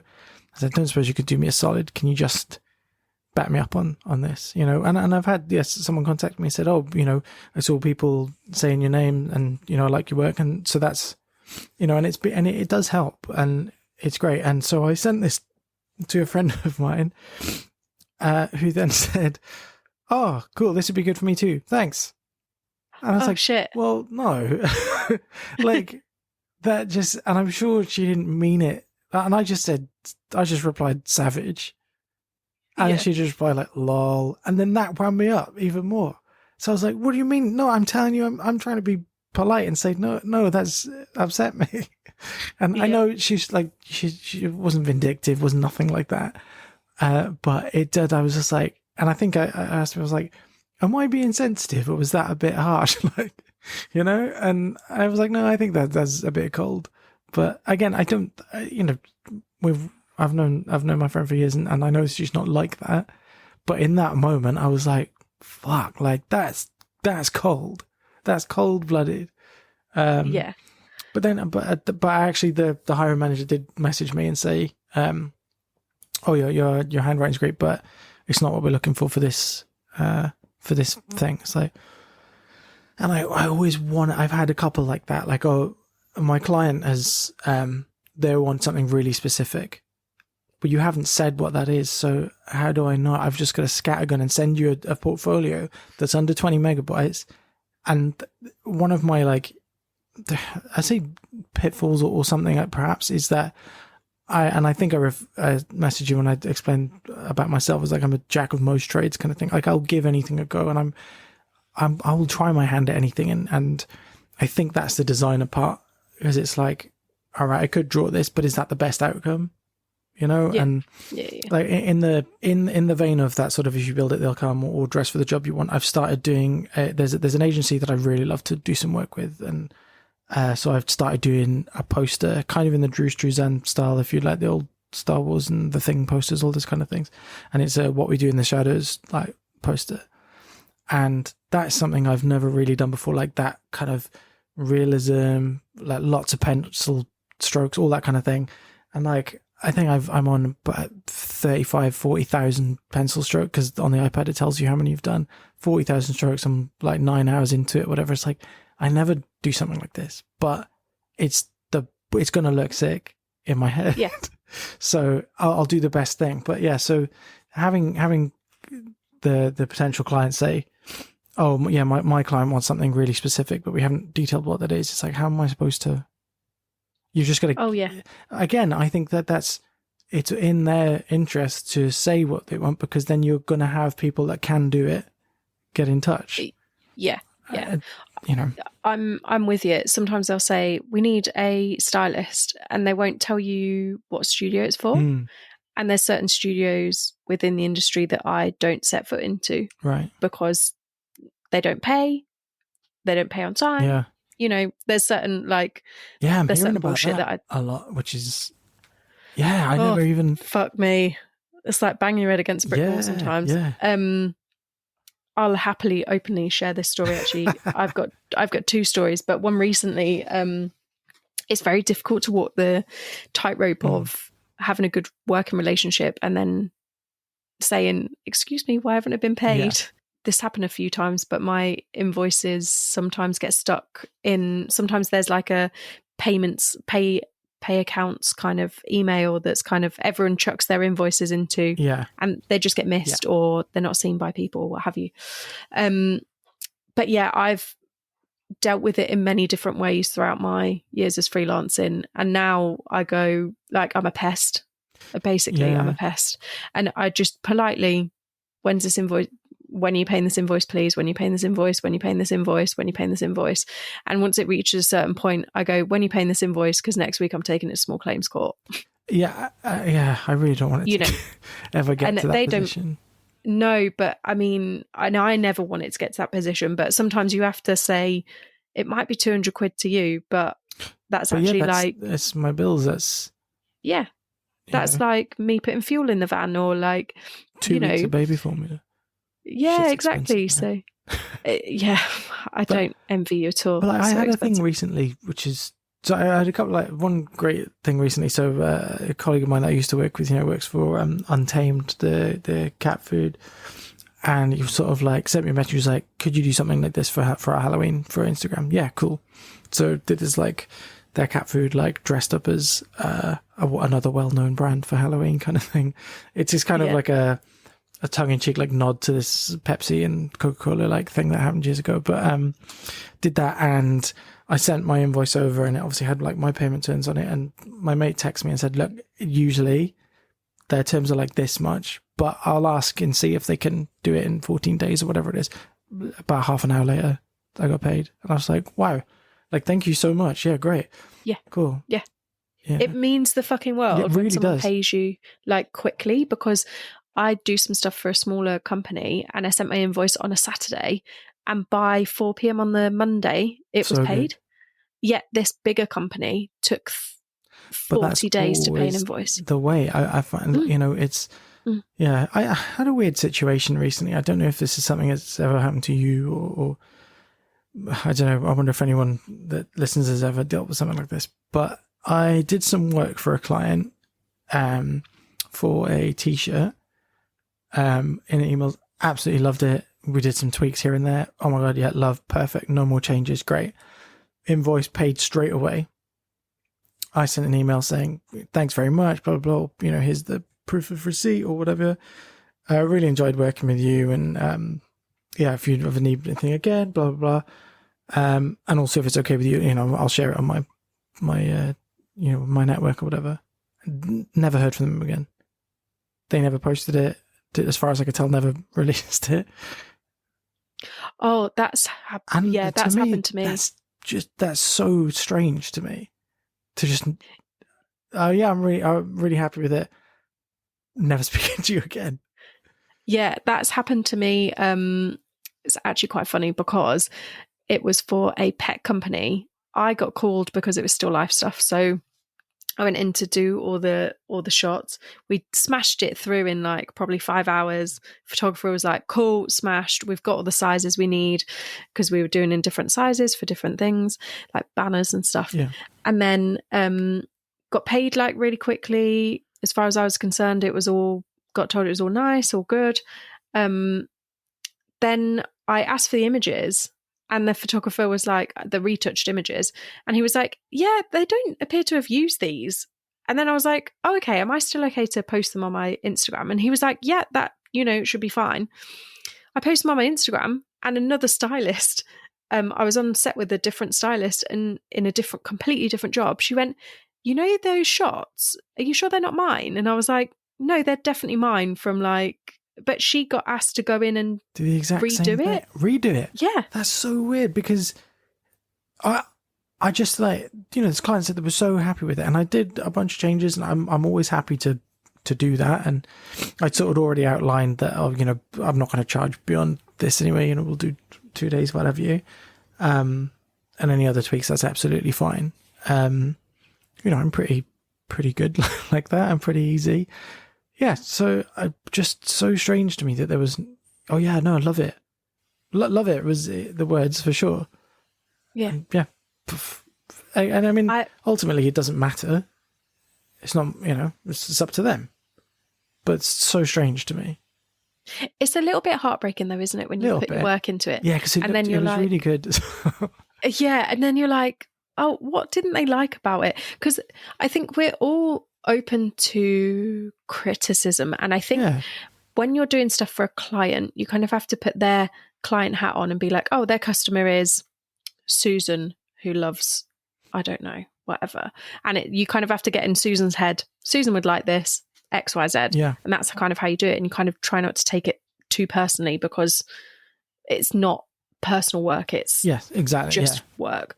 But then, excuse me, for like clients to not explain to you that something maybe went wrong, or maybe it just didn't pass through another loop of red it was tape. Weird, 'cause this person is the business owner, so it was kind of like that's why I didn't understand. But anyway, as like I said, ultimately it doesn't really matter.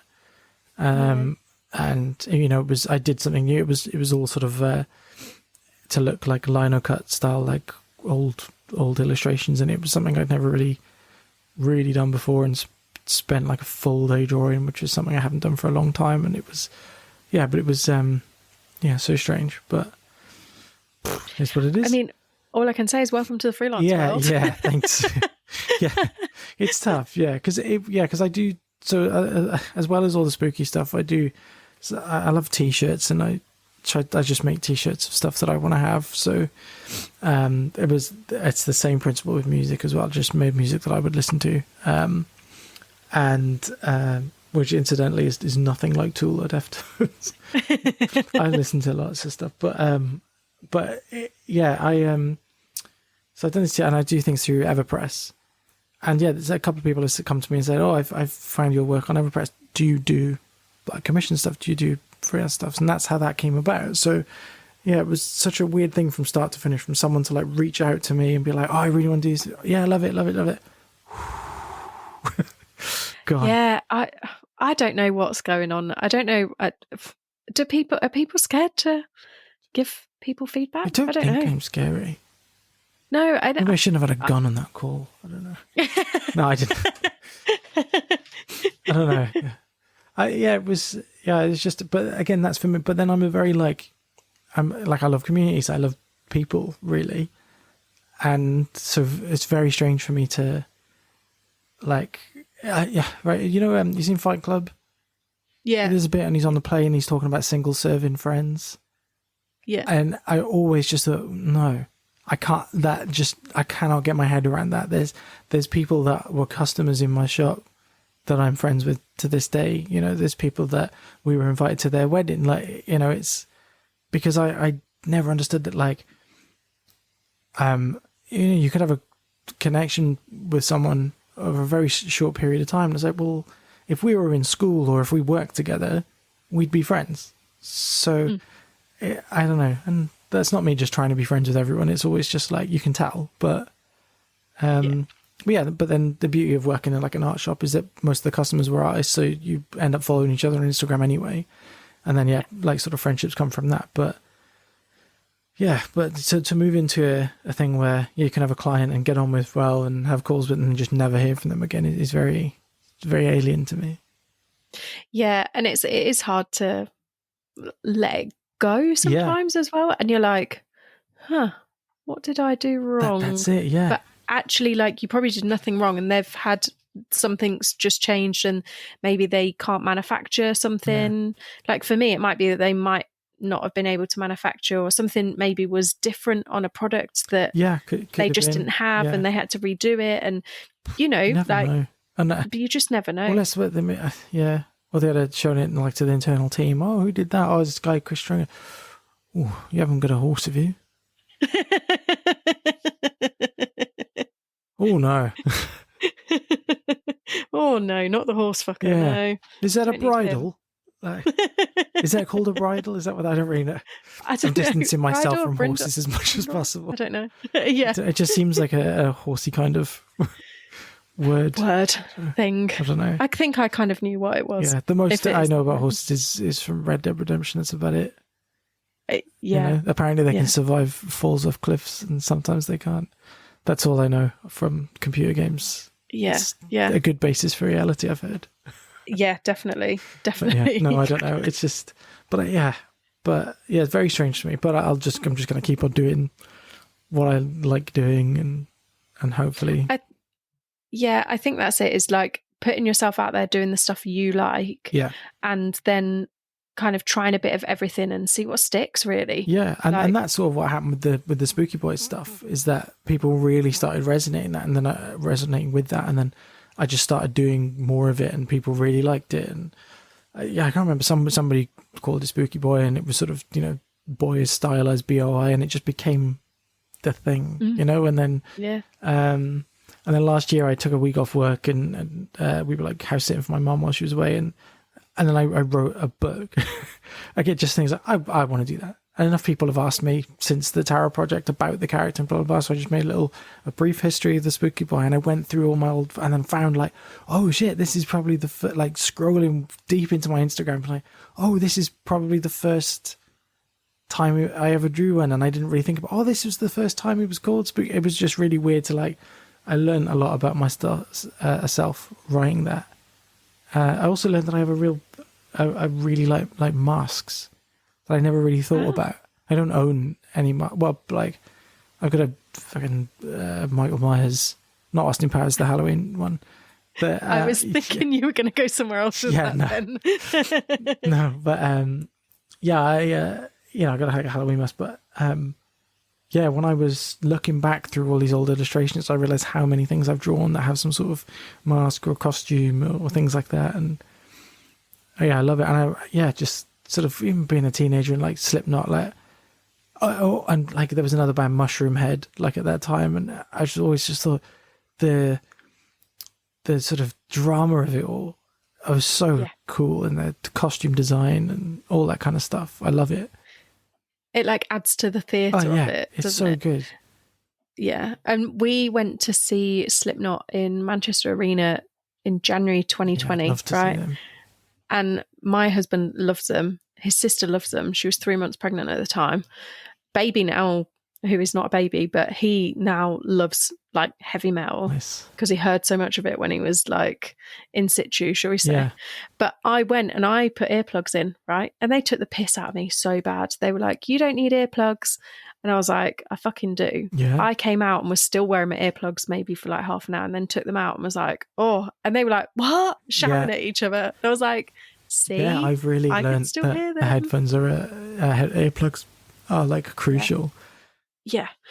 I mean, like, it's not 100% my type of music, but it was one of those, like, I wouldn't go see them again because I've seen them now, but like, they were really good. We had tickets through my partner's work. We went to see Ghost a few years back, and I'd like never heard of them at the time, or I had heard of them but never heard them.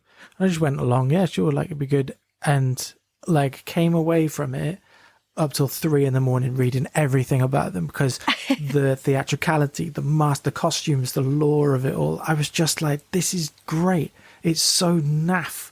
And like, you know, they're like spooky ABBA. They're like, I saw someone once online said that all their music sounds like Scooby-Doo chase music. And it's so, but it's just so fun. And like Iron Maiden, like one of my all-time faves, and it's just so good live. Just we saw them a couple of years ago in 2002, and you know, Bruce Dickinson's he's 60 something, he's running around, jumping, he's shooting fireworks from a cannon against a fucking 8-foot tall zombie. It's just like, this is so good. I think that's it, is like going for the show. Yeah, that's like the best part of seeing bands live. And like, I think that's but I mean, I've hit an age where like I need to be seated. Oh yeah, when we saw Tool a few years back, and I text my mate when I was back in text like, "Do you mind if we get seated?" And one of the boys like, "I would actively prefer that." I was like, "Thank fuck." Yeah. Yeah. And now, like so Bruce Springsteen a few months ago, seated for that. Absolutely happy, you know. Yeah.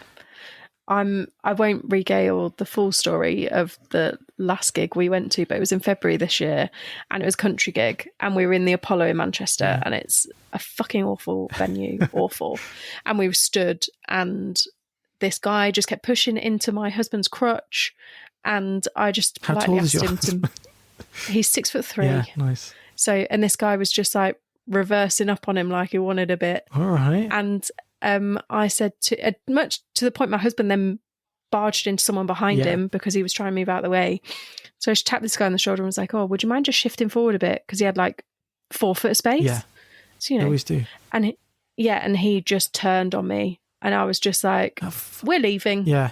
We're leaving." I'd waited 6 months to go to that gig, and I left within 3 minutes of the main act coming on.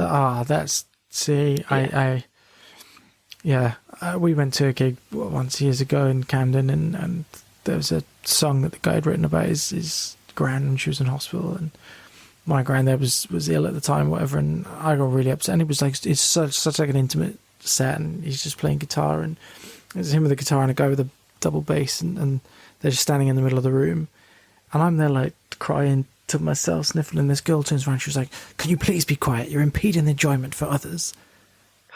And I was there, I'm like, I'm sorry. And then like my partner's like, "He's fucking crying, you heartless bitch." She didn't say that. She did. She's like, "Can you see he's fucking crying? Like, leave him alone." And I'm like, I'm sorry. But I don't know. But with the theatricality side of it, I think with the spooky boy stuff, people have asked me like, or people think that so my nan asked me, "Why do you draw? Oh, you draw these like horrible things." It's like, yeah, I'm not really that like dark and creepy and mysterious. I like the theatricality of it. I like that there's this character, and people have suggested this, that, and oh yeah, that's cool. And the guy that did the 3D model of it, I was looking at it, and I was like, "You've like the everything I'm drawing is 2D." And so I'm looking at it in this other thing, and I was like, there was a gap behind the face and into like the scoop, I guess, of the fabric of the costume. And I was like, that is exactly how it is. Like, these characters it's a mask. It's not the actual skull. It's not their face. It's like, it was so cool to see somebody that like, yes, that's it. You got it. That's exactly how I see it. And how like thin the arms were or whatever. It was, because my brain just doesn't work like that. But yeah, that's so cool. But I've not drawn one for a long time now. And since being made redundant, I've been like, I have to kind of post other stuff on Instagram now, because I'm terrible for starting Instagrams. There's so many I've had. There was one where I posted anytime a new animal was discovered. New animal just dropped. New frog just dropped. And I was like, I can't keep up with that. I've got a hash brown one, Crispy Boy Club. That one's still sort of gone. I haven't posted on there for a while, but yeah, that's the Crispy Boy Club, BOI. It's just hash browns are great. I mean, they're so good, and it is a top tier potato product. And I've got like a criteria and everything they get. Yeah, there's a place in town that does the best ones I've ever had. I fucking made a certificate and posted it to them. I got tagged in a picture of the chefs holding it. And we were in there, and like I hadn't like they don't know it's me. I don't think they know it's me, and I just took a picture of one on the side, like the side, and just uploaded it to Instagram. Tagged them all. Look at the girth on this one or whatever, because girth's one of the criteria. And then my partner's like, "Wait, listen!" And like the staff are like talking about it, and they're like trying to figure out which table it is. One of them's like, "Who is the crispy boy?"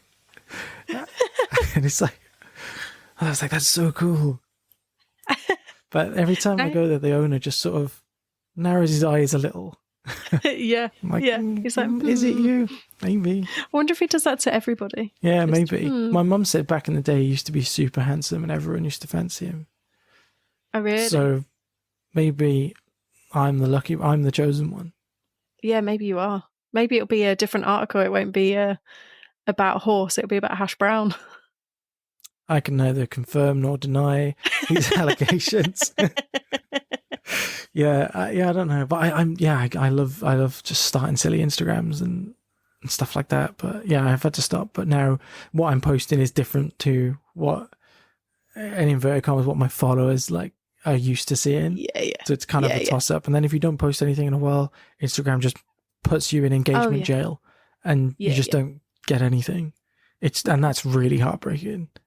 Yeah, I have to like schedule mine out, because otherwise I just sit there for a couple of hours, schedule it out for a couple of weeks, and just do it like that. But then it's like finding the content. I have to like then text or email like photographers and be like, that shot we did 3 months ago, I don't want to be has doing it come out Reels now and TikToks? I don't want to do that. Yeah, I find it hard. Yeah, I'm saying but I also do it for, I do a social media for the other podcast that I edit for, but I don't mind doing it for her, but like I don't like doing it on my own for myself. Yeah, like I mean, I posted a few, but like nobody really wants to see me like prancing around, Well, that's what I think with me, and it's like, what am I going to do? I'm not good at that, and overthink it or whatever, and so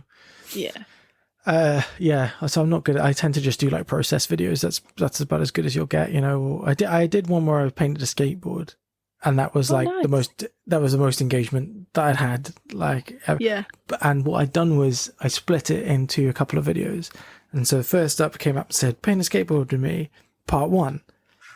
Yeah. And I just saw this guy at the pub, and he was like, "Oh, I saw that," and he was like, "Why did you do it? Like part 1, 2? I'm not going to go looking for part 2." And I was like, "Well, I'll tell you, because I kept seeing reels that said part 2. And then I'd be like, where was part 1? So I was like, I think the algorithm or whatever it knows that stuff. Yeah. Oh, part 1. Oh, great. Okay. So we'll post that. And oh God, I hate all of that stuff. It's so technical now. Like, it's just way more technical than maybe what it like needs it's just to be, overcomplicated. I think that somebody started one. They started it and it was like, "Oh, we've started an Instagram that actually shows things that people post, and it's in chronological order and stuff." It's like, you're never going to beat them. No one will make the switch. Really? No. I joined it, but do you think I fucking post? Like, no chance. Yeah, it's just another social media to post. It is. It's too much. But I've got one final question for you. Yeah, of course. So answer it however you see fit. I've had a lot of different answers, so there's no right or wrong with it. But what inspires you, Chris? And please don't say horses. See, I've known you for 2 hours? You know me so well already. You're like, he's definitely going to say horses. What does inspire me? Like, so it's going to sound like a corny answer, but music is a huge inspiration for me. I almost always listen to something, and it's always in there. Sometimes there'll be lyrics that I'll be like, oh, that gives me an idea for this or whatever. But really, I really enjoy making things. I enjoy drawing. I enjoy playing guitar, whatever it might be. And I really enjoy putting something out that I'm proud of. And I think that inspires me to do things. As far as where my inspiration comes from for stuff, it's who knows. Honestly, I took a picture of a plaster on the floor in the street the other day because it looked like a little high worm, and in my brain was like, "Oh, that's a funny thing. I'll draw that." Or I did. There was a picture of a cat with his head sticking out of a plastic bag, and I turned that into a cat version of a spooky boy. So I'll see things, and I find it'll be anything, and I'll find enjoyment in it. But in order to create stuff, it is just that ambition and just making things, and I suppose that kind of keeps me going in a way.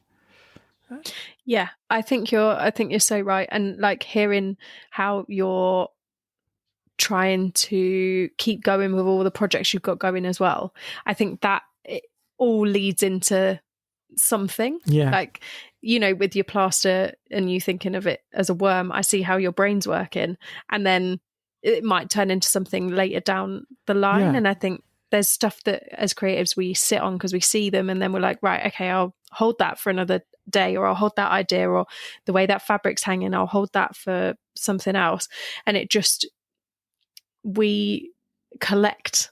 I think we're collectors, yes. visual collectors. Yeah, very much so. So I went to Asian supermarket the other day, and we need to pick up some samyang noodles, and and my girlfriend's like, "What are you doing? What are you taking pictures of?" I'm like, "I'm taking pictures of all of these things because I suddenly realized that all these different ramen like packagings, they all had great little characters on them, and completely different styles. Some were quite realistic, some were really cartoony." And it was like, that was just a wedge of inspiration. And then I had this thing, maybe I'll start a design inspiration Instagram. Of course, it already exists. So it was like, but it was, I get these, maybe I'll do that. Maybe I'll do that. And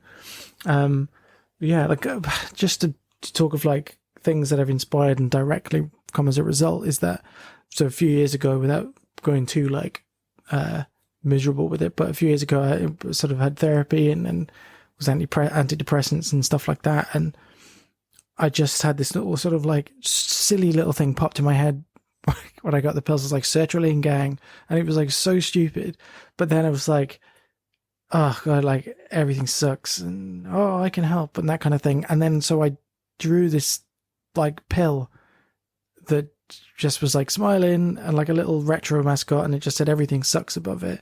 And then I thought, I'll make it into a t-shirt, and it was kind of that rubber hose style, and I've always loved that. This might be like a niche reference, I don't know, but not Grease itself isn't a niche reference, but during Stranded at the Drive-In, that bit when he sat on the swing, in the background on the cinema screen there's like this dancing hot dogs or something, and it's all like that style, and always loved that. So I created this little character, and it's like, I put it on Everpress, it's up for 30 days, did really well. And then 6 months later, maybe I got a message off someone at Everpress saying, "Are you ever going to do this again?" Because we get quite a lot of people asking, when's it coming back into print? And so then that's now like just an ongoing thing. But I found that that's been ripped off by a bunch of different sites. And all it come from was just a silly little joke in my head about fucking antidepressants, and it just became a thing that I did for fun because I wanted to do it. And then again people liked it, and it became something. And I just, Everpress have just started doing mugs, and so I messaged Jake, my account manager, and I said, let's get this on a mug. And so and I'm excited for it to come, because I think that's just a nice, I think it's so silly as well, because it's that kind of sort of like miserable, but kind of making light of the situation. It's I was just going to say, like, excuse me, having a bit of humor in a dark place does the world does you the world a good. I'm terrible for like jokes in bad situations. We were at a funeral a few years back, and God, this is so this is so, nobody found it funny at the time. I've repeated it since, and my partner didn't find it funny then, but I still think of it as like, it was a good joke. I think it was just perfectly timed, I suppose. But my brother-in-law was talking about the order of the cars, so he was talking about the car with the horse, and he said the car with the hearse, not the horse. Oh my god, the horses. Oh my god, please, I swear on my life. It was me talking about Freud earlier. Jesus. Oh god. So he was talking about the hearse, and he was like, "Oh, what? So she's going to be in the back, is she?" I said, "But she's not going to be sitting up the fucking front, is she?"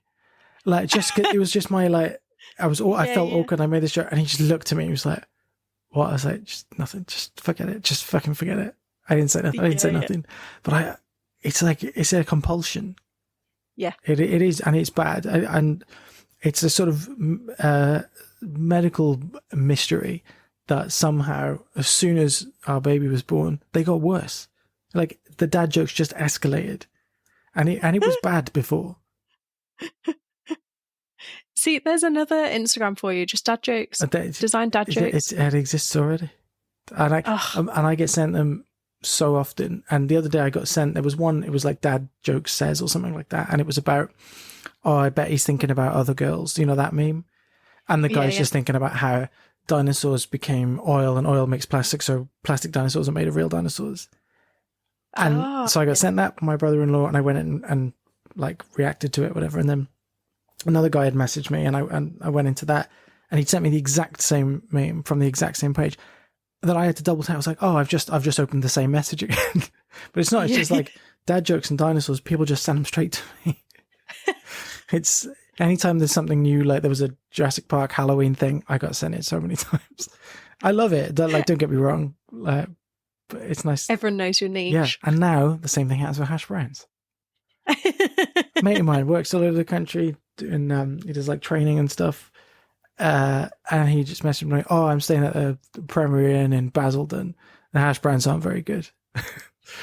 Cheers, mate. You know, and I appreciate it. But I need pictures. I need scores. What was the fork rake like? That's very important. The noise. If there isn't one, bin it. Yeah, if it's soggy. Yeah, the problem with travel lodges and stuff like that is that when they keep them in that big steamer thing, soggy. Yeah. Yeah. Dog shit, mate. Nothing worse than a wet hash brown. Nothing worse than soggy hash browns. I believe it should be a crime. Yeah, I agree. On that soggy hash brown note, I think we'll leave it there. So thank you so much for coming on the podcast. Thank you so much for having me.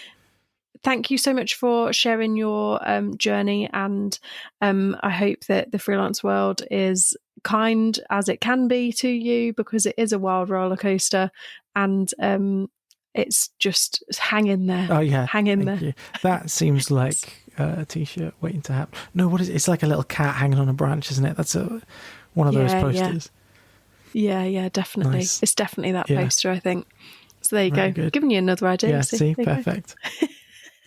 Thank you for listening to this week's episode. I hope you enjoyed it. Please rate, follow and share, as it really helps this little podcast out. And if you have found value in the podcast and you have the means to, I do have a Buy Me a Coffee link in the show notes. This will help keep the podcast going. Join me next week for another fantastic guest. Bye!